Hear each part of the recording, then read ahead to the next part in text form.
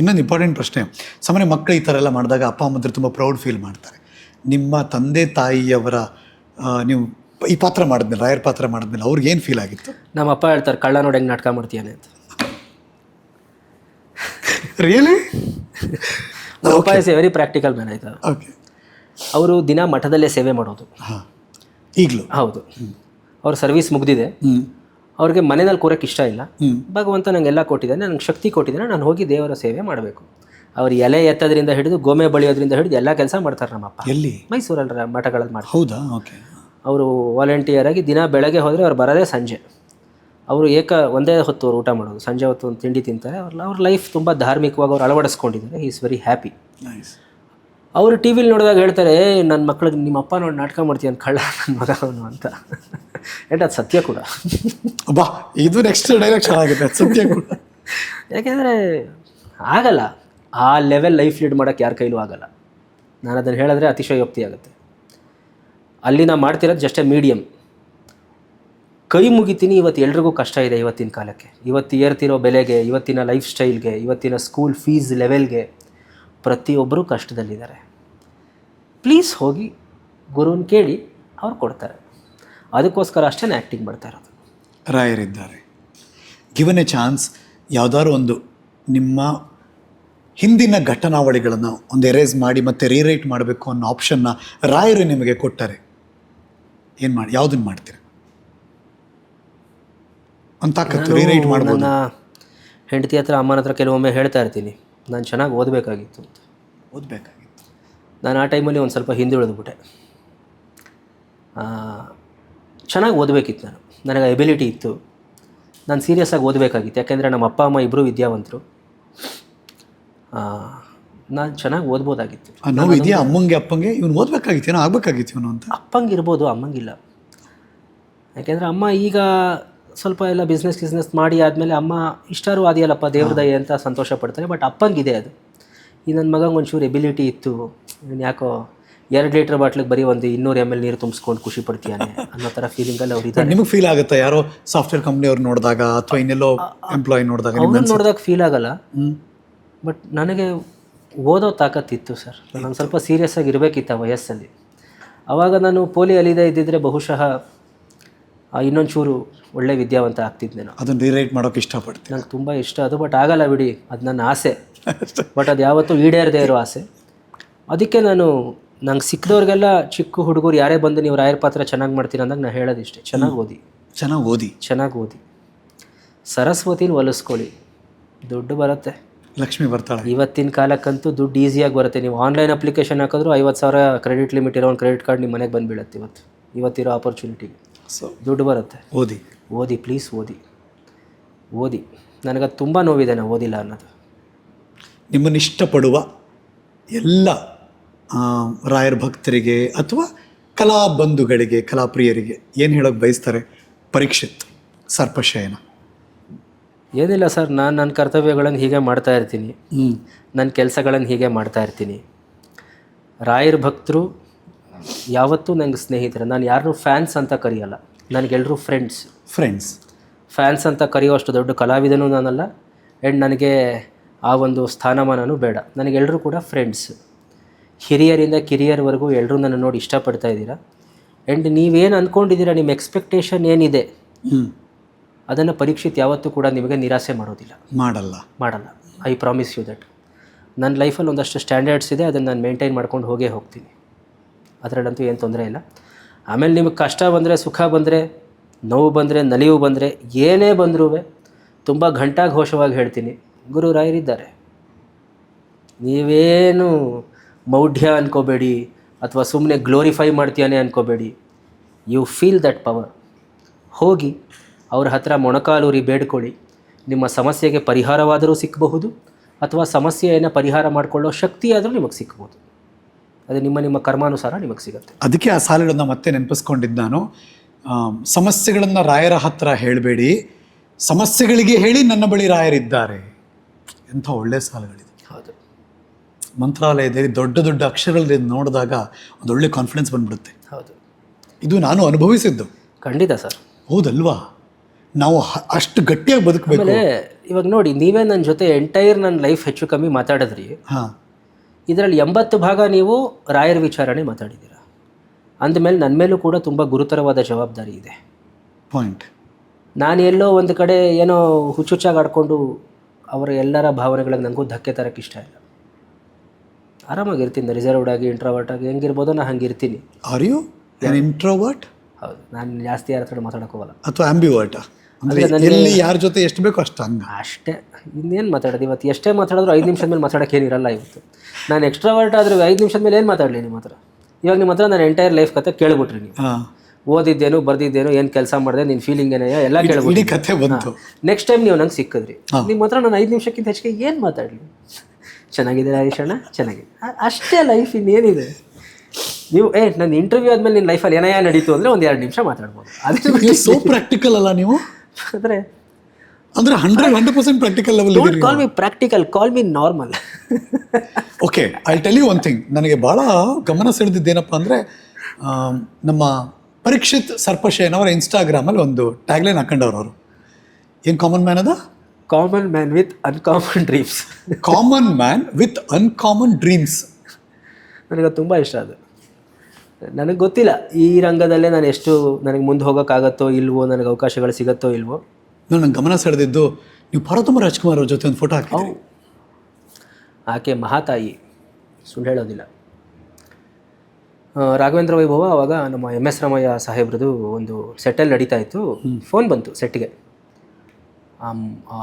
ಅವ್ರನ್ನ ನೋಡ್ಬೇಕು, ನಾನು ಕರ್ಕೊಂಬನ್ನಿ. ಯಾರು ಫೋನ್ ಮಾಡಿದ್ದು? ಪಾರ್ವತಮ್ಮ ರಾಜ್ಕುಮಾರ್ ಅವರು. ನಾನು ಹೇಳಿದ್ನಲ್ಲ ಆವಾಗ, ವೈಟ್, ನಾನಿನ್ನೂ ಶೂಟಿಂಗ್ ಶುರು ಮಾಡಿ ಒಂದು 3 ತಿಂಗಳಾಗಿದ್ದರೆ ಹೆಚ್ಚು. ಅವಾಗೆಲ್ಲ ಹೇಗೆ ಅಂದರೆ 3 ತಿಂಗಳು, ಇವಾಗೆಲ್ಲ ಬಿಸಿ ಬಿಸಿ ಪ್ರಿಂಟ್ ಆಗುತ್ತೆ ಎಪಿಸೋಡ್ಸು. ಅವಾಗೆಲ್ಲ ಹೆಚ್ಚು ಕಮ್ಮಿ ಈ ತಿಂಗಳಾಗದನ್ನ ಹೋದ ತಿಂಗಳು ಶೂಟ್ ಮಾಡ್ಕೊಳ್ಳೋ ಪರಿಪಾಠ ಇತ್ತು. ಅವಾಗ ಬ್ಯಾಂಕಿಂಗ್ ಅನ್ನೋದು ಇಟ್ಕೊಳ್ಳೋರು ಅವಾಗ. ಸೊ ನಂದು ಟೆಲಿಕಾಸ್ಟ್ ಆಗಿ 1 ತಿಂಗಳೇನೋ ಆಗಿತ್ತು, ನಾನು ಕೆಲಸ ಶುರು ಮಾಡೋದು 3 ತಿಂಗಳೇನೋ ಆಗಿತ್ತು. ಆ ಥರ ಆಗಿತ್ತು. ಹುಡುಗ ನೋಡ್ಬೇಕು, ನಾನು ಕರ್ಕೊಂಬ. ನಮ್ಮ ರಘುನಂದನ್ ಸಾಹೇಬ್ರು ಕರ್ಕೊಂಡೋದ್ರು ಅವ್ರ ಮನೆಗೆ, ಶೂಟಿಂಗ್ ವೆಹಿಕಲ್. ದೊಡ್ಡ ಮನೆಗೆ, ಸದಾಶಿವನಗರ? ಇಲ್ಲ, ಅವಾಗ ಅವ್ರ ಮನೆ CBI ಹತ್ರ ಇತ್ತು. ಇದು ರಿನೋವೇಟ್ ಆಗ್ತಾ ಇತ್ತು. Okay, correct. CBI ಇದ್ರ ಹತ್ರ ಇತ್ತು, ಬೇಕ್ರಿ ಸರ್ಕಲ್. ಆಕೆ ಹುಷಾರಿರಲಿಲ್ಲ ಅವಾಗ. ಎದ್ದು ಬಂದರು ನನಗೋಸ್ಕರ. ನಾನು ಹೋದೆ, ಕೂತ್ಕೊಂಡೆ. ನೀನು ಮೇಕಪ್ ತೆಗೆದು ಬಾ, ನಾನು ನಿನ್ನ ಹತ್ರ ನಮಸ್ಕಾರ ಮಾಡಿಸ್ಕೋತೀನಿ. ಈಗ ನಾನು ನಿನಗೆ ನಮಸ್ತೆ ಮಾಡ್ತೀನಿ, ನಂಗೆ ಬಗ್ ಮಾಡೋ ಶಕ್ತಿ ಇಲ್ಲ. ಹಾಗೆ ಅಂದ್ರೆ? ಹೌದು, ನನಗೀಗ ಬಗ್ಗಕ್ಕೆ ಹೇಳೋಕ್ಕೆ ಆಗ್ತಾ ಇಲ್ಲ ನನಗೆ. ನಮ್ಮ ಮನೆಯವ್ರು ಇದ್ದಿದ್ರೆ ಕಣ್ಣೀರು ಹಾಕ್ಬಿಡೋರು ನಿನ್ನ ನೋಡಿ. ನಂಗೆ ಭಾಳ ಸಂತೋಷ ಆಯಿತು ಅಂದರು. ನಾನು ತರ್ಗುಟ್ಟೋಗ್ಬಿಟ್ಟೆ. ಏನು ಹೆಚ್ಚು ಕಮ್ಮಿ ಅವರನ್ನು ಅಷ್ಟು ಹತ್ರದಿಂದ ನೋಡೋ ಕೆಪಾಸಿಟಿನೇ ಇರಲಿಲ್ಲ ನಂಗೆ. ಅಪ್ಪು ಸರು ಇದ್ರು ಅವತ್ತು. ಅಪ್ಪು ಸರು ಇದ್ದರು, ಅವ್ರ ಮಕ್ಕಳು ಇದ್ದರು. ಅಪ್ಪು ಸರ್ ಹೇಳಿದ್ರು, ಚೆನ್ನಾಗಿ ಮಾಡ್ತಿದ್ದೀರಾ ಕಣ್ರಿ ಅಂತಂದರು. ಅವ್ರು ಅಂದ್ಬಿಟ್ಟೆಲ್ಲ ಹೊರಟ್ಬಿಟ್ರು. ಮೋಸ್ಟ್ಲಿ ಜಿಮ್ಗೆ ಹೋಗ್ತಿದ್ರು ಅನ್ಸುತ್ತೆ ಅವ್ರು ಹೊರಟ್ಬಿಟ್ರು. ಆ ಮಕ್ಕಳನ್ನ ನೋಡಿದ್ರು, ಯಾರು ಈ ಬಫೂನ್ ಹಿಂಗೆ ಬಂದಿಯಾನಲ್ಲ ಅಂತ. ಪಾಪ ಅವ್ರಿಗೇನು ಗೊತ್ತಿಲ್ಲ, ನನ್ನ ಮಕ್ಕಳ ಥರ ಚಿಕ್ಕ ವಯಸ್ಸು ಕಾಸ್ಟ್ಯೂಮ್ ಹೋಗಿದೆ, ಚಿಕ್ಕ ವಯಸ್ಸು, ಯಾವ ಬಫೂನ್ ಅಂತ ನೋಡ್ತಾ ಇದ್ರು. ಬಟ್ ಪಾರ್ವತಮ್ಮನವರು ಅವತ್ತು ಕೂರಿಸಿ ನನ್ನ ಜೊತೆ ನನಗೆ ಹೊಟ್ಟೆ ತುಂಬ ಅವರೇ ಬಡಿಸಿ ನಾನು ಊಟ ಮಾಡಿ ಅವತ್ತು. ಊಟಕ್ಕೆ ಕರೆದಿದ್ದು? ಊಟಕ್ಕೆ ಕರೆದಿದ್ದಲ್ಲ, ನೋಡಕ್ಕೆ ಕರೆದಿದ್ದು. ಊಟ ಬೋನಸ್ಸು. ಊಟ ಮಾಡಪ್ಪ ಇವತ್ತು ಅಂಥೇಳಿ. ಇವತ್ತು ನಮ್ಮಲ್ಲೂ ವೆಜ್ಜೇ, ನಿಂಗೇನು ತೊಂದರೆ ಆಗಲ್ಲ ಅಂಥೇಳಿ ಅವರೇ ಬಡಿಸಿ ನನಗೆ. ನನ್ನ ಜೊತೆ ಅವ್ರು ಊಟ ಮಾಡಲಿಲ್ಲ, ಅವರೇ ಬಡಿಸಿ ಹೊಟ್ಟೆ ತುಂಬ ನಂಗೆ ಊಟ ಮಾಡಿಸಿ, ರಘು ಇನ್ನು ಕರ್ಕೊಂಬರ್ತಾ ಇರೋ ನಾನು ಬದುಕಿದ್ರೆ ಅಂತಂದರು. ಬಟ್ ಅನ್ಫಾರ್ಚುನೇಟ್ಲಿ ಅವರು ಒಂದು 15-20 ಡೇಸ್ಗೆ ಭೇಟಿ ಮಾಡಿ 15-20 ಡೇಸ್ಗೆ ಅವರು ಸ್ವರ್ಗಸ್ಥರಾದರು. ಮಹಾತಾಯಿ ಅಷ್ಟೇ. ಅನ್ಫರ್ಗೆಟಬಲ್ ಅಲ್ಲ ನಿಮ್ಮದು ಲೈಫಲ್ಲಿ? ಅವ್ರು ಯಾಕೆ ನನಗೆ ಊಟ ಹಾಕಬೇಕು? ನನ್ನಂಥ ಕಲಾವಿದರನ್ನು ಕೋಟಿ ಜನ ಸೃಷ್ಟಿ ಮಾಡಾಕಿದ್ದಾರೆ ಅವರು. ಅಲ್ಲೇ ಅಲ್ವಾ ಮನುಷ್ಯನ ದೊಡ್ಡತನ ಕಾಣೋದು. ಪಾಯಿಂಟ್. ನಾನು ಯಾರ್ರೀ? ಒಬ್ಬ ಸಾಮಾನ್ಯ ಡ್ರಾಮಾ ಆರ್ಟಿಸ್ಟ್. ನಾನು ಮೇಕಪ್ ಹಾಕೊಂಡು ಕೂತಿರೋನು. ಏನಕ್ಕೆ ಅವ್ರು ಪ್ರೀತಿ ತೋರಿಸ್ಬೇಕು? ಬಿಕಾಸ್ ಆಫ್ ರಾಯರು. ಆಕೆ ರಾಯರಿಗೆ ಅಷ್ಟು ನಡ್ಕೊಳ್ಳೋರು. ಅದಕ್ಕೆ ಅವ್ರು ಅಷ್ಟು ವರ್ಷ ಟ್ರಾವೆಲ್ ಮಾಡಿದ್ರು ಮಾರ್ಕೆಟಲ್ಲಿ, ಈ ಒಂದು ಸಹೃದಯತೆ ಇರೋದಕ್ಕೆ. ಸುಮ್ಮನೆ ಟ್ರಾವೆಲ್ ಮಾಡೋಕ್ಕಾಗಲ್ಲ ಒಬ್ಬ ವ್ಯಕ್ತಿ 50-60 ವರ್ಷ ಒಂದು ಮಾರ್ಕೆಟಲ್ಲಿ, ಅದು ಕನ್ಸಿಸ್ಟೆಂಟಾಗಿ ನಂಬರ್ 1 ಆಗಿ ಹೇಳೋದು. ಇಂಡಸ್ಟ್ರಿ ಅಂದರೆ ಪಾರ್ವತಮ್ಮ ಮಾತಾಡ್ತಾನೆ 1000, ಬಟ್ ಸಾಧ್ಯ ಇಲ್ಲ. ಗಟ್ಟಿಗಿತ್ತಿ. ಏನಕ್ಕೆ ಅವ್ರ ಕೈಯಾರೆ ನನಗೆ ಅನ್ನ ಹಾಕಬೇಕು? ಏನಕ್ಕೆ ನಾನು ಬೆನ್ಸವ್ರು ಬೇಕು ಅವ್ರು ಊಟ ಮಾಡಪ್ಪ ಅಂತ?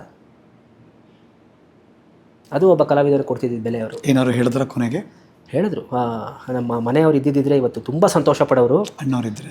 ಬಟ್ ಅವರು ಅಣ್ಣವ್ರಿಗೆ ತುಂಬ ವರ್ಷ ಆಗ್ಬಿಟ್ಟಿತ್ತು ಬಿಡಿ. ಅಣ್ಣವರಿದ್ದರೆ ತುಂಬ ಖುಷಿ ಪಡೋರು. ಬಟ್ ಅಟ್ಲೀಸ್ಟ್ ನಾನು ನೋಡಿದೆ ನಿನ್ನನ್ನು ನಾನು ತಿಳಿಸ್ತೀನಿ ಅವ್ರಿಗೆ ಅಂತ ಹೇಳಿದರು. Very great lady. ಅವ್ರು ಅವತ್ತು ಕೊಟ್ಟಿದ್ದು ಹಾಸ್ಪಿಟಾಲಿಟಿ ನಾನು ಯಾವತ್ತೂ ಮರೆಯಲ್ಲ. ನಾನು ಅದನ್ನು ಎಲ್ಲೂ ಶೇರೇ ಮಾಡಿರಲಿಲ್ಲ, ಮುಜುಗರದ ವ್ಯಕ್ತಿ ನಾನು. ಈ ರಾಘವೇಂದ್ರ ಮಹಾತ್ಮೆ ಟೆಲಿಕಾಸ್ಟ್ ಆದಮೇಲೆ ಶೇರ್ ಮಾಡಿದೆ ಅದನ್ನು, ಯಾಕೆಂದರೆ ಇವಾಗ ಆಪ್ಟ್ ಟೈಮ್ ಇದು ಅಂತ. ಇಲ್ಲಾಂದರೆ ಇವನು ಯಾವನ ಸುಮ್ಮನೆ ಮಾರ್ಕೆಟ್ ಮಾಡ್ಕೊಳ್ಳೋಕೆ ಫೋಟೋ ಹಾಕ್ತೀಯಾನೆ ಅನ್ಕೋತಾರೆ ಅಂದ್ಬಿಟ್ಟು ನಾನು ಎಲ್ಲೂ ಶೇರೇ ಮಾಡಿರಲಿಲ್ಲ ಆ ಫೋಟೋನ. ನಾನು ನೋಡಿ ನನಗೆ ಕಣ್ಣರಳಿಸ್ದೆ ಒಂದು ಸರಿ, ವಾವ್ ಅಂತ ಫೀಲ್ ಆ ಥರದ್ದು ತುಂಬ ಇದೆ ನನ್ನ ಲೈಬ್ರರಿಲಿ. ನನಗೆ ಅಂದರೆ ಮುಜುಗರ. ಯಾರ್ಯಾರು ಬೇರೆ ಬೇರೆ ಸೆಲೆಬ್ರಿಟಿಗಳು ನಿಮ್ಮನ್ನು ಕರೆದಿದ್ದು? ಅಂದರೆ ದ್ವಾರಕೀಶ್ ಸಾಹೇಬರು ತುಂಬ ನನ್ನ ಆಫರ್ ಆಗಿ ಮೀಟ್ ಮಾಡೋರು. ದ್ವಾರಕೀಶ್ ಸರ್ ಅವ್ರದ್ದು ಅವಾಗ HSR ಅಲ್ಲಿ ಮನೆ ಇತ್ತು. ಹೌದು. ದ್ವಾರಕೀಶ್ ಸರ್ ತುಂಬ ಕರಿಯೋರು. ಅವರ ಮಿಸಸ್ ಅಂಬುಜಾ ಅಂತ, ಅವ್ರ ಮಕ್ಕಳೆಲ್ಲ ಅವಾಗ ಫಿಲಮಲ್ಲಿ ತುಂಬ ಬ್ಯುಸಿ ಇದ್ದರು. ಯಾರು ಯೋಗೇಶ್ ಸರು ಎಕ್ಸೆಟ್ರಾ ಎಲ್ಲ ಅವ್ರು ಬ್ಯುಸಿ ಇದ್ದರು. ಬಟ್ ಅವರಿಬ್ಬರೇ ಮನೇಲಿರ್ತಾಯಿದ್ರು. ನಾನು ಹೋಗುವೆ ಅವ್ರ ಮನೆಗೆ. ತುಂಬ ಚೆನ್ನಾಗಿ ಹಾಸ್ಪಿಟಾಲಿಟಿ ಮಾಡೋರು ನನಗೆ. ಅಲ್ಲಿ ಆಕ್ಸ್ಫರ್ಡ್ ಕಾಲೇಜ್ ಪಕ್ಕ ಅವ್ರ ಮನೆ ಇತ್ತು. ಏನಂತಿದ್ರು? ನೀನು ಸಿನಿಮಾಗೆ ಬರ್ಬೇಕು ಕಣೋ, ನನ್ನ ಕಾಲದಲ್ಲಿ ಇದ್ದಿದ್ರೆ ನಾನೇ ಪ್ರೊಡಕ್ಷನ್ ಮಾಡಿಬಿಡುವೆ, ಈಗ ನಾ ಎಲ್ಲ ಬಿಟ್ಬಿಟ್ಟಿದ್ದೀನಿ ಕಣೋ, ನಾನು ಏನೂ ನೋಡ್ಕೋತಿಲ್ಲ ಇವಾಗ, ತುಂಬ ಅನುಭವಿಸ್ಬಿಟ್ಟೆ, ಹೊಡೆತ ತಿಂದ್ಬಿಟ್ಟೆ ನಾನು, ಇಲ್ಲ ಅಂದರೆ ನಿನಗೆ ಏನಾರು ಒಂದು ದಾರಿ ಮಾಡುವೆ ನಾನು ಅನ್ನೋರು. ನಾನು ಹೇಳುವೆ ಅಷ್ಟೆಲ್ಲ ತಲೆ ಕೆಡಿಸ್ಕೊಬಿಡಿ ಅಣ್ಣ, ಬಂದಿದ್ದೀನಿ ಖುಷಿಯಾಗಿ ಊಟ ಹಾಕಿ. ಅವ್ರ ಮನೆ ತಿಳಿ ಸಾರು ಭಾಳ ಅದ್ಭುತವಾಗಿರೋದು. ದ್ವಾರಕೀಶ್ ಅವ್ರ ಮನೆಯಲ್ಲ ಅಪ್ಪ, ಅವ್ರು ಮಿಸಸ್ ಮಾಡೋ ತಿಳಿ ಸಾರು, ಅನ್ನ ತಿಳಿ ಸಾರು, ತುಪ್ಪ, ಒಂದೆರಡು ಸಂಡಿಗೆ ಹಾಕ್ಬಿಟ್ರೆ 2 ತಟ್ಟೆ ಬಡಿಯುವೆ ನಾನು. ಅವ್ರ ಮನೆಗೆ ಒಂದು 3-4 ಸಲ ಹೋಗಿದ್ದೀನಿ ನಾನು. ಆಮೇಲೆ ಅದೇ ಜಾಸ್ತಿ, ಅದಕ್ಕಿಂತ ಜಾಸ್ತಿ ಹೋಗಿ ಯಾರ ಮನೆಗೆ ಹೋಗೋಕ್ಕಾಗತ್ತೆ ನಾವು.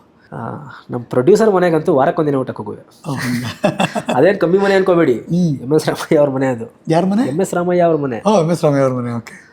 ಅವ್ರ ಮನೆಗೆ ಊಟಕ್ಕೆ ಕರಿಯೋರು, ತುಂಬ ಪ್ರೀತಿಯಿಂದ ಊಟ ಹಾಕೋರು. ಅವ್ರದ್ದು ಜಾಯಿಂಟ್ ಫ್ಯಾಮಿಲಿ ಅವ್ರದ್ದು. ಹೌದು. ಇರೋ ಊಟ ಹಾಕೋರು ಅಂದರೆ ಯಾರೋ ಒಬ್ಬ ಅಮೆರಿಕಾಯಿಂದ ಬಂದರೆ ಒಂದು ಮಗುಗೆ ಎಲ್ಲ ಅಮ್ಮಂದ್ರು ಸೇರಿ ಬಡಿಸ್ತಾರಲ್ಲ ತೆಲುಗು ಮೂವಿನಲ್ಲಿ, ಹಂಗೆ ಬಡಿಸೋರು. ಇವ್ರ ಅನ್ನ, ಅವ್ರ ತುಪ್ಪ, ಇವ್ರ ಸಂಡಿಗೆ, ಇವ್ರ ಹುಳಿ ಬಡಿಸೋರು. ಅವಾಗ ಒಳ್ಳೆ ಬ್ಯಾಟ್ಸ್ಮನ್ ಅವಾಗ. ಈಗಾಗಲ್ಲ ಬಿಡಿ, ಏಜ್ ಆಯ್ತು ಇವಾಗ. ಚೆನ್ನಾಗಿತ್ತು ಲೈಫ್, ಇಟ್ಸ್ ಗುಡ್. ನಾನು ಒಂದೇ ಒಂದು ಕಾಲ್ ಪರೀಕ್ಷೆ ನಿಮ್ಮ ಜೊತೆ ಇಂಟರ್ವ್ಯೂ ಮಾಡಬೇಕು ಅಂದೆ.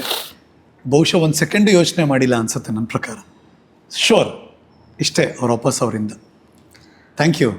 ದೊಡ್ಡಸ್ಕೇನಿದೆ, ನೀವು ಫಸ್ಟ್ ಕ್ಲಾಸಾಗಿ ಶೋ ಮಾಡಿದ್ದೀರಾ, ನನ್ನ ಎಲ್ಲ ಭಾವನೆಗಳನ್ನು ಹಂಚ್ಕೊಳ್ಳೋಕೆ ಅವಕಾಶ ಮಾಡಿಕೊಟ್ಟಿದ್ದೀರಾ. Thank you. ಹೋಪ್ ಈ ಕಥೆಯ ಪಯಣ ನಿಮಗೆ ಒಂದಷ್ಟು ಹಳೆದಿನ ಮೆಲ್ಕು ಹಾಕೋಕೆ ಅವಕಾಶ ಮಾಡಿಕೊಡ್ತು ಅಂತ. I felt so happy sir. ನಂಗೆ ತುಂಬ ಖುಷಿ ಆಯ್ತು ಇವತ್ತು. ಕೆಲವೊಂದಷ್ಟನ್ನು ನಾವು ಹೇಳ್ಕೊಳಕ್ಕಾಗಲ್ಲ, ಅದಕ್ಕೊಂದು ಮಾಧ್ಯಮ ಬೇಕಾಗಿರುತ್ತೆ. ಆ್ಯಂಡ್ ನಮ್ಮ ಲೈಫಲ್ಲಿ ಫನ್ನಿ ಥಿಂಗ್ಸ್ ತುಂಬ ಇದೆ. ಅದೆಲ್ಲನೂ ಕೂಡ ಇವತ್ತು ನೀವು ಓಪನ್ ಅಪ್ ಮಾಡಿದ್ದೀರಾ, ಅದನ್ನೆಲ್ಲ ಮತ್ತೆ ನನಗೆ ನೆನಪಿಸ್ಕೊಳ್ಳೋ ಹಾಗೆ ಮಾಡಿದ್ದೀರಾ. Thank you so much. ಯಾವಾಗಲೂ ಒಬ್ಬ ಮನುಷ್ಯ ತುಂಬ ಚೆನ್ನಾಗಿ ರೂಪುಗೊಳ್ಳಬೇಕು ಅಂದರೆ ಆತನ ಬಳಗ ಹೆಂಗಿದೆ ಅಂತ ನೋಡ್ತಾರಂತೆ. ವಾತಾವರಣ, ಬೆಳೆದಿರೋ ಪರಿಸರ, ಇರುವವರ ಗೆಳೆಯರ ಜೊತೆ, ಇದೆಲ್ಲ ತುಂಬ ಚೆನ್ನಾಗಿ ನಿಮ್ಗೆ ಆಗಿ ಬಂದಿದೆ. ಜೊತೆಗೆ ನೀವು ತುಂಬ ಆ ವ್ಯಕ್ತಿತ್ವವನ್ನು ಚೆನ್ನಾಗಿ ರೂಢಿಸ್ಕೊಂಡಿದ್ದೀರಾ. Thank you. ಹಾಗೆ ಫೈನಲಿ ರಾಯರ ಆಶೀರ್ವಾದ ಮಾಡಿದ್ರು ಅಂತ ಎಲ್ಲದಕ್ಕೂ ಕಾರಣ. ಹೌದು, ನಾನು ನಿಮ್ಮ ಹತ್ರ ಎಲ್ಲ ಹಂಚ್ಕೊಂಡ್ಬಿಟ್ಟಿದ್ದೀನಿ. ಯಾರಿಗಾರು ಥ್ಯಾಂಕ್ಸ್ ಹೇಳಬೇಕಾ?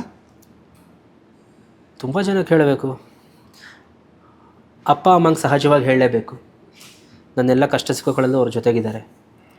ಆಮೇಲೆ ನನಗೆ ಪಟ್ಟಾಭಿರಾಮ್ ಸಾಹೇಬರು ಮತ್ತು ಅವರ ಧರ್ಮಪತ್ನಿ ಅನಿತಮ್ಮ ನಾನೇನು ಅಲ್ಲದಾಗ ನನಗೆ ಅನ್ನ ಹಾಕಿದ್ದಾರೆ. ನಮ್ಮ ಗುರುಗಳು ಬಲಾ ಸುರೇಶ್ ಅವರು, ರಘುನಂದನ್ ಅವರು, ಮತ್ತು ನನ್ನ ಪಾರ್ಟ್ನರ್ಸ್ ನಮ್ಮ ಸಕ್ಕರೆಬೈಲ್ ಶ್ರೀನಿವಾಸ್ ಅವರು. He is also like Guru for me. ಗಂಧದ ಗುಡಿ ಪ್ರೊಡ್ಯೂಸರ್, ನನ್ನ ಆಕಾಶದೀಪ ನಿರ್ದೇಶಕರು, ನನ್ನ ಕಲಾವಿದನ ಇನ್ನೊಂದು ಆಯಾಮ ತೋರಿಸ್ತವ್ರು ಅವರು. ಆಮೇಲೆ ಈಗಿನ ನಮ್ಮ ಮಹೇಶ್ ಸುಖಧಾರೆ ಅವರು, ನನ್ನ ಚಾನಲಲ್ಲಿ ಗುರು ಅಂತ ನನಗೆ ಸುಧೀಂದ್ರ ಭಾರದ್ವಾಜ್. ನನಗೆ ಡೇ 1 ಅವರೇ ನನಗೆ ಗೊತ್ತಿರೋದು. ಆ್ಯಂಡ್ ಇವತ್ತು ಜಿ ಕನ್ನಡ ವಾಹಿನಿಯ ಎಲ್ಲ ಮ್ಯಾನೇಜ್ಮೆಂಟ್ ಅವರು ನಂಗೆ ಸಪೋರ್ಟ್ ಮಾಡ್ತಾಯಿದ್ದಾರೆ. ಅವರು ತುಂಬ ಜನ ಸಹಾಯ ಮಾಡಿರ್ತಾರೆ ಸರ್ ನಮ್ಮ ಬೆಳವಣಿಗೆಗೆ. ಬಟ್ ಎಲ್ಲ ಟೈಮಲ್ಲೂ ನಾವು ಅವ್ರನ್ನ ಅಕ್ನಾಲೆಡ್ಜ್ ಮಾಡೋಕ್ಕಾಗಲ್ಲ. ಬಟ್ ಖಂಡಿತ ಅವ್ರು ನನ್ನ ಪ್ರೇಯರ್ಸಲ್ಲಿ, ನನ್ನ ಮೆಮೊರಿನಲ್ಲಿ ಯಾವಾಗಲೂ ಇರ್ತಾರೆ.